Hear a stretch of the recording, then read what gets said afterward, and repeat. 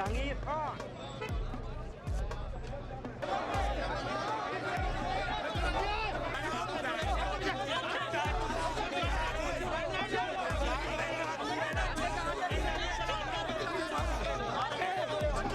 तरमीम करती है इसके पीछे बनती है, ये जो तरमीम करती है इसके पीछे बनती है। जिंदा है वकला, जिंदा है, जिंदा है आइन की खातिर, जिंदा है लाठी खाकर, जिंदा है वकला, जिंदा है। हमारा ये मुतालबा है कि 26वीं आइनी तरमीम को वापस लिया जाए और चूँकि लाहौर बार और बाकी तमाम बार्स ने इसको चैलेंज किया है तो सबसे पहले उस आइनी पटिशन जिनमें नोटिस हो चुके हैं उनकी जो अभी मौजूदा स्ट्रेंथ है सुप्रीम कोर्ट की वो उसकी हेयरिंग करे।